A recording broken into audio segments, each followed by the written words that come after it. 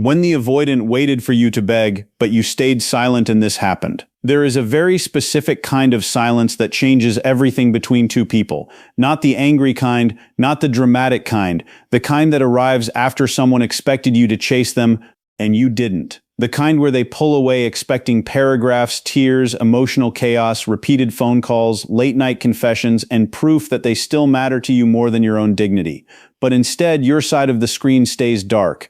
No emotional speeches, no desperate explanations, no please don't leave, just silence. And what makes this moment so powerful is that avoidants are often prepared for pain, but they are not prepared for absence. They know how to defend themselves against pressure. They know how to emotionally shut down when someone becomes too emotional, too needy, too reactive, but when you quietly disappear into your own peace instead of fighting for access to them, something strange begins happening inside them that they never expected. Because now they can't measure your attachment anymore. They can't feel your emotional energy reaching for them. They can't predict you. And unpredictability terrifies someone who survives through emotional control. So while they may look calm on the outside, internally the silence starts echoing louder every day. And if you've ever been in this position where you loved someone deeply, got pushed away, and then finally chose silence instead of self-abandonment, subscribe to the channel right now, because this entire video is going to feel less like entertainment and more like someone finally explaining the emotional reality nobody talks about. The truth is, many avoidants do not pull away because they fully want you gone forever. That's the part people misunderstand. Sometimes distance is their way of testing emotional safety without directly admitting they need reassurance. Instead of saying, "I'm scared you'll leave me," they create emotional space and subconsciously wait to see whether you panic, whether you chase, whether you fight harder for them. It sounds contradictory because it is contradictory. Their deepest fear is emotional engulfment, but their second deepest fear is emotional abandonment. So they live trapped between wanting closeness and wanting escape at the exact same time, and when someone keeps chasing after they withdraw, it temporarily soothes both fears. The avoidant gets distance while still feeling emotionally desired. They get to disappear without fully losing access to your love. That becomes the emotional pattern, the cycle. Push away, watch you chase, feel validated, repeat. But this time, you didn't play your role in the cycle anymore. You stayed silent, and your silence created something they were never emotionally prepared for: uncertainty. Suddenly, they don't know if you're crying over them or healing without them. They don't know if you're waiting or slowly detaching. They don't know whether your love was unconditional or finally exhausted, and that unknown becomes psychologically unbearable because avoidants rely heavily on emotional predictability to feel safe. When you stop reacting, you quietly remove the emotional map they depended on. At first, though, they convince themselves your silence means nothing. This is important to understand. In the beginning, the avoidant often feels relief, space, freedom. Their nervous system calms down because the emotional intensity disappears. No difficult conversations, no vulnerability, no pressure to explain themselves. They lean into distractions, work, routines, social media, hobbies, random conversations, anything that helps them avoid sitting still long enough to feel what's actually happening underneath. And during these early days, they fully expect you to break first. They expect the late-night message, they expect the emotional reach-out, they expect to reopen the door whenever they feel ready and still find you standing there emotionally available. Because in the past, maybe you always were. So initially, your silence gets misread as temporary. They tell themselves they just need time, but then something starts shifting, slowly, quietly. Days pass, then more days, still nothing. No emotional explosion, no attempt to force reconnection, and the silence starts feeling different now. Heavier, less like temporary space and more like emotional absence. That's when relief starts transforming into curiosity. And curiosity for avoidance is dangerous because curiosity opens emotional doors they usually keep locked. Now their mind starts wandering back toward you in moments they can't control, while driving, while lying awake at night, while scrolling aimlessly. They begin checking indirectly, watching stories without interacting, looking for hidden meanings in your online activity, wondering whether certain posts are about them, replaying your old conversations in their head. And this part is rarely visible to outsiders because avoidants often process attachment privately and internally.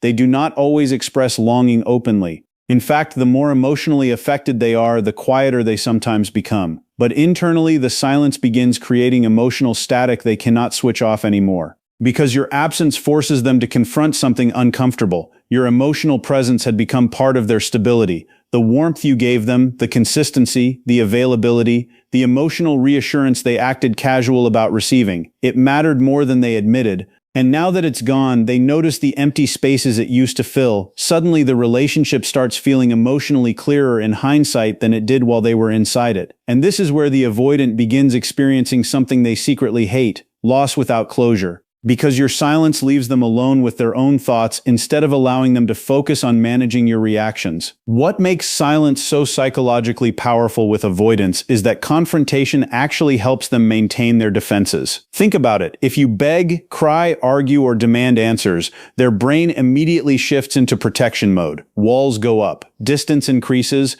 emotional shutdown activates, but silence removes the emotional target completely. There is nothing left to defend against. No pressure to escape, no emotional noise drowning out their own feelings, just them and the uncomfortable reality they were trying not to feel. That is why silence often reaches avoidance more deeply than emotional pursuit ever could, because now for the first time they are forced to experience the full emotional weight of your absence without distraction.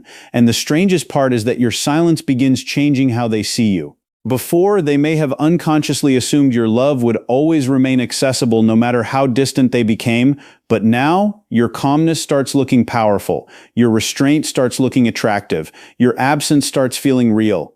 And deep down, something shifts inside them when they realize you are no longer emotionally available on command. That realization shakes them because it forces them to confront a possibility they never prepared for. Maybe the person they expected to beg is actually learning how to live without them. And once that realization enters an avoidance mind, even briefly, the emotional balance between you starts changing in ways they cannot fully control anymore. Because now the silence is no longer just silence, it becomes a mirror. Every unanswered moment begins reflecting back the emotional truths they spent so long avoiding. They start noticing how often they expected you to carry the emotional weight of the relationship, how often they disappeared emotionally while still expecting your loyalty to remain untouched. And this awareness doesn't arrive all at once like some dramatic movie scene. It arrives quietly, in fragments, a random memory while hearing a familiar song, a moment of emptiness after laughing with other people and still feeling disconnected.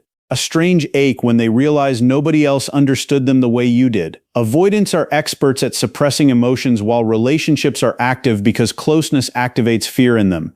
But distance changes the environment completely. Once the relationship energy is gone, once your emotional presence is no longer constantly available, attachment starts surfacing in delayed waves, and the silence you gave them becomes the exact space where those feelings finally have room to breathe.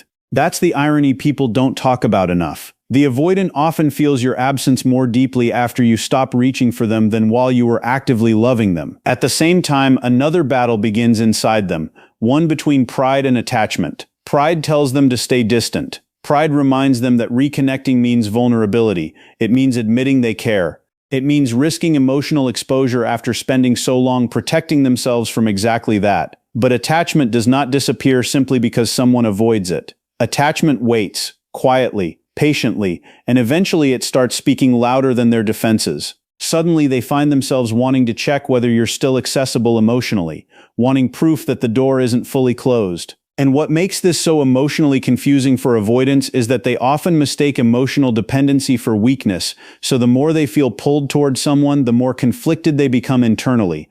One part of them misses you deeply, another part resists needing anyone at all. That contradiction creates emotional tension they don't know how to regulate properly. So instead of directly expressing vulnerability, they often move indirectly. They lurk, they observe, they think about reaching out 10 times before actually doing it once. Because silence has now forced them into unfamiliar territory where they are no longer reacting from control but from uncertainty, and uncertainty activates attachment wounds and avoidance more than people realize. Then comes the loneliness, not surface-level loneliness, not boredom, real emotional loneliness. The kind that creeps in after distractions stop working. Because when you were there, even if they acted emotionally detached sometimes, your presence created a form of emotional grounding in their life. Your messages, your energy, your consistency, your emotional availability, it became part of their nervous system's background comfort. Human beings adapt quickly to emotional safety even when they pretend they don't need it, and avoidants are no exception. The difference is that they usually recognize the value of emotional safety only after it disappears. So now they begin noticing the silence in ordinary moments, nobody checking on them the way you did, nobody noticing small changes in their mood, nobody emotionally reaching toward them with patience and familiarity. And this is where many avoidants begin replaying the relationship differently in their mind. While the relationship was active, their focus may have stayed locked onto pressure, expectations, vulnerability, or fear of losing independence. But after silence settles in, the brain often starts filtering memories through loss instead of fear. Suddenly they remember your softness more vividly, your effort, your understanding, the way you stayed emotionally present even when they struggled to reciprocate consistently. And the painful part for them is realizing too late how emotionally rare that actually was. That replaying process becomes almost obsessive in quiet moments. Old conversations start sounding different in hindsight. Things they dismissed emotionally before now hit them with delayed meaning.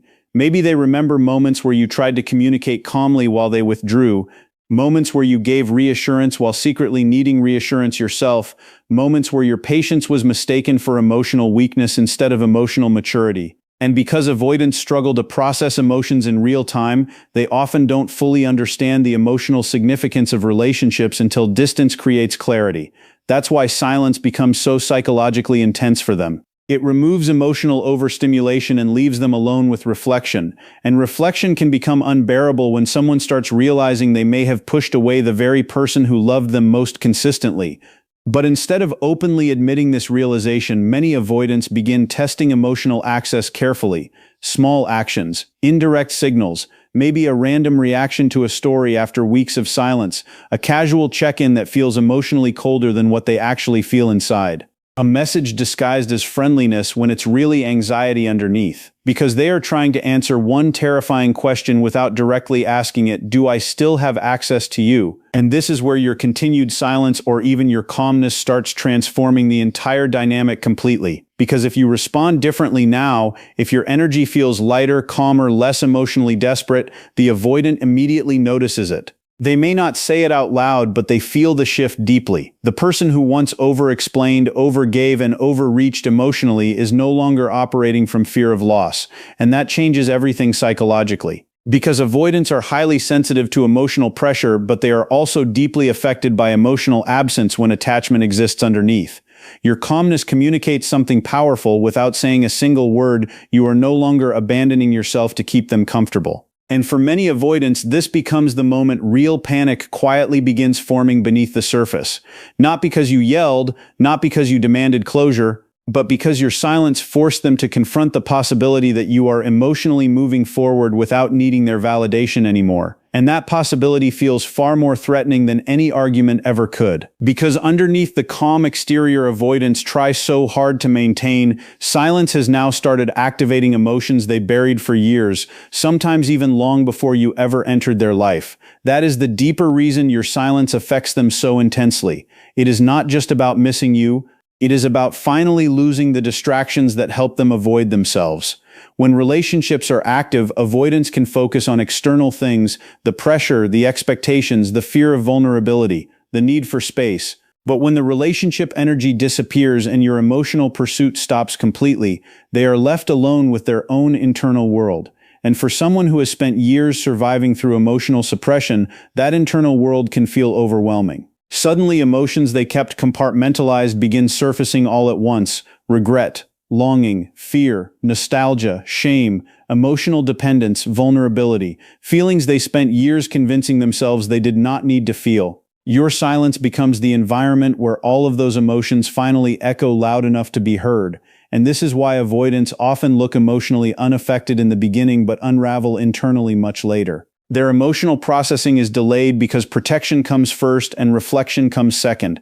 By the time they truly begin understanding what they lost, the other person is often already healing. And once that delayed emotional awakening starts happening, something almost tragic begins unfolding inside them. They start romanticizing the relationship in ways they never allowed themselves to while they still had access to it. Little moments suddenly feel emotionally enormous in hindsight. The way you checked on them without being asked, the patience you showed during their emotional shutdowns, the safety they felt sitting beside you during ordinary moments they barely appreciated at the time. Human beings often fail to recognize emotional security while living inside it because familiarity makes valuable things feel permanent. Avoidants are especially vulnerable to this because their fear of closeness constantly distracts them from the closeness they actually crave. So now, in your absence, memories begin softening around the edges. Their brain stops focusing only on fear and starts focusing on comfort. And comfort is dangerous for avoidants to revisit emotionally because it exposes how deeply attached they actually became beneath all the distance. They may replay your laugh in their mind unexpectedly, reread old messages they once ignored casually, revisit places, songs, routines, or tiny details connected to you, and the silence makes every memory louder because there is no new emotional interaction interrupting the reflection anymore. This is often the stage where avoidants begin realizing that your love was not suffocating them the way they once convinced themselves it was. In reality, it may have been one of the few emotionally stable things they ever experienced. Then comes the stage they fear the most, the realization that you might actually move on. Not theoretically, not emotionally, halfway, truly move on. And this realization tends to hit avoidants suddenly rather than gradually. Maybe they notice your energy feels different when you finally do interact. Maybe they sense emotional detachment in your tone. Maybe they see signs that your life is continuing without them at the emotional center anymore. And for the first time, they are no longer reacting to your pursuit, they are reacting to your absence becoming permanent. This is where emotional panic often starts quietly taking over internally, because many avoidants subconsciously believe emotional access will remain available indefinitely even after distance, conflict, or withdrawal. They expect the connection to pause, not disappear. But once they feel the emotional door slowly closing for real, attachment fear suddenly becomes stronger than intimacy fear. The same person who once avoided emotional closeness now feels terrified by emotional loss. And this creates enormous internal confusion because avoidants are not used to seeing themselves as emotionally dependent on anyone. So when they begin feeling anxiety over losing you permanently, their identity starts conflicting with their emotions. Part of them still wants to maintain distance and emotional control. Another part desperately wants reassurance that they have not lost you forever. That internal contradiction creates emotional chaos they rarely know how to express in healthy ways. This is why avoidants often return in emotionally confusing ways rather than direct vulnerability. Sometimes they come back softly, carefully, indirectly. A random message that feels strangely casual considering the emotional weight underneath it. A small interaction designed to test whether warmth still exists between you. They may avoid discussing the relationship directly at first because direct vulnerability still feels threatening. But underneath those small actions is often fear. Fear that they waited too long, fear that your silence changed you permanently, fear that you no longer emotionally need them the way you once did. And this is where an important distinction has to be understood, because not every return means emotional growth. Some avoidants return because loneliness hurts. Some return because they miss emotional access, comfort, validation, or familiarity. But others return because silence forced them into genuine self-confrontation. Those are two very different realities. One wants relief from pain, the other wants transformation. One seeks to restore emotional comfort without changing the pattern. The other begins recognizing the pattern itself as the problem, and the difference becomes visible in accountability, in consistency, in emotional honesty, in whether they can finally sit inside vulnerability without running the second intimacy becomes real again. Because the truth is, silence itself does not manipulate avoidance. Silence simply removes the emotional noise that once protected them from fully feeling the consequences of distance. That is what makes it so powerful. You stopped forcing awareness onto them externally, so awareness had to develop internally instead. And internal realizations always hit deeper than arguments ever do. Nobody convinced them to miss you, nobody pressured them into valuing you. Your absence allowed reality to speak without interruption, and reality becomes difficult to ignore when someone realizes they lost a connection that felt emotionally rare. Especially when they begin noticing how emotionally exhausting surface-level interactions with other people feel compared to the depth, safety, and understanding they once had with you. Because people often think avoidants do not feel deeply, but that is rarely true. Many of them feel too deeply. The problem is not absence of emotion. The problem is fear of emotional dependence, fear of vulnerability, fear of losing themselves inside closeness. But silence changes the emotional equation completely. It removes the immediate fear of intimacy and replaces it with the heavier reality of loss. And sometimes that is the first moment an avoidant truly sees the relationship clearly. And while all of this is happening inside the avoidant, something equally important is happening inside you too. That is the part people overlook when they talk about silence. They focus entirely on whether the avoidant misses you, returns, regrets things, or finally wakes up emotionally. But silence changes the person who stayed silent just as much as the person being left behind by it. Because in the beginning, your silence may have felt forced, heavy, painful. Every instinct inside you probably wanted to reach out, explain yourself one more time, ask whether they cared, fight for clarity, fight for reassurance, fight for the relationship itself. You were not silent because you stopped loving them instantly. You were silent because constantly chasing someone emotionally was slowly destroying your sense of self.